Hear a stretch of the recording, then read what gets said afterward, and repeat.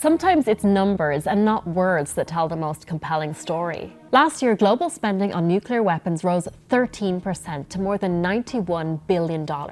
All 9 of the world's nuclear powers upped their investment, together pumping almost $3,000 into atomic weapons every second. This is strange.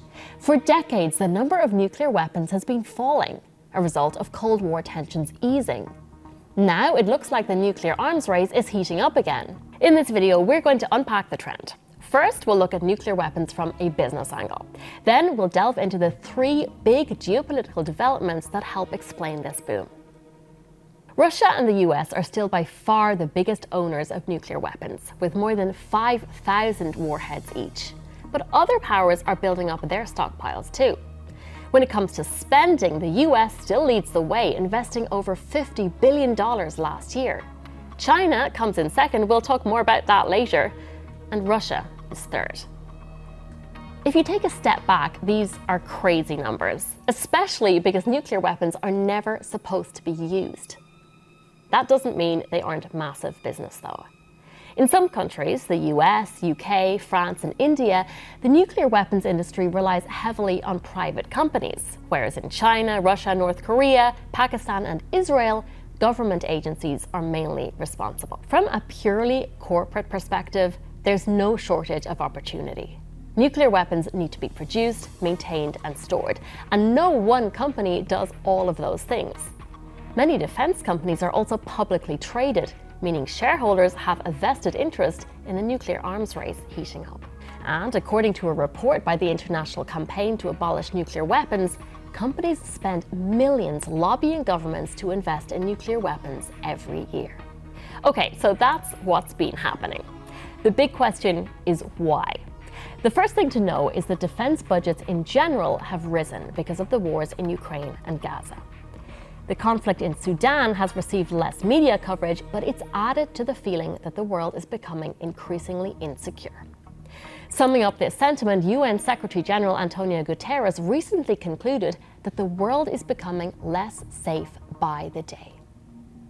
But there's something else happening here too, something that might be even more relevant, and it's to do with the balance of power on the world stage. Once upon a time, the nuclear arms race was pretty much a battle between the United States and the Soviet Union, reflecting a classic clash of Cold War ideologies. In that bipolar world, the US guaranteed the security of its non-nuclear armed allies, a principle known as the nuclear umbrella.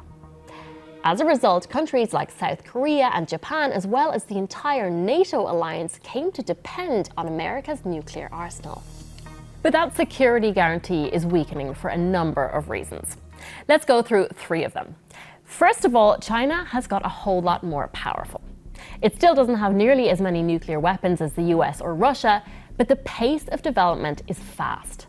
China's expected to have 1,500 nuclear warheads by 2035, 3 times what it has now. According to a report by the Federation of American Scientists, China is now capable of launching nuclear warheads from land, sea and air. It's also continued to expand development of its nuclear-capable DF-26 intermediate-range ballistic missile and update its ballistic missile submarines with longer-range weapons. All this at a time when China's geopolitical alliances are in the spotlight, especially its decision not to condemn Russia for invading Ukraine. Now, there's no official nuclear weapons alliance between China and Russia, but the very possibility of it poses a big risk for the United States and its allies. Okay, so that's the story with China. Now let's turn to North Korea. When the United States first offered South Korea protection under its nuclear umbrella, North Korea didn't have nuclear weapons. A few decades later, it's a very different picture.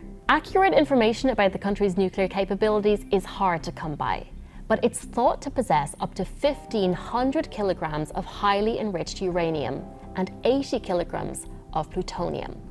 For context, a single atomic bomb requires about 25 kilos of uranium and 8 kilos of plutonium. North Korea reportedly also conducted a test of an underwater nuclear weapons system earlier this year. Meanwhile, things have been shifting on the diplomatic front too. While North Korea's close ties to China are already well established, Last year, more than a few eyebrows were raised when Russian President Vladimir Putin met with North Korean leader Kim Jong-un.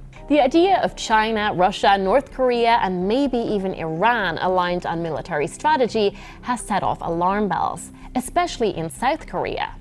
Surveys now show that a majority of South Koreans believe their country should develop its own nuclear weapons. Basically, there's a growing sense right now that old assurances can no longer be relied on. And that brings us to our third point: the stability or lack thereof of the world's biggest military alliance, NATO. Much of what happens in this area depends on the outcome of the US election in November.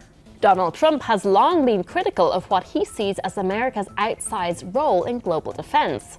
In fact, he recently said he'd encourage Russia to do, quote, whatever the hell they want to countries that don't invest their fair share in defense. The prospect of a second Trump presidency has prompted a lot of soul-searching among Europeans.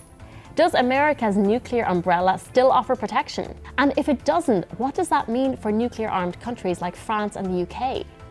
There are no clear answers yet, but in a sign of how times are changing, Poland recently declared its willingness to host nuclear weapons on its territory.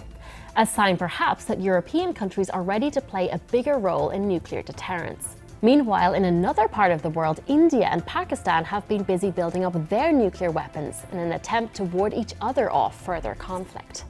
A reminder of how many more fronts there now are in the realm of nuclear deterrence.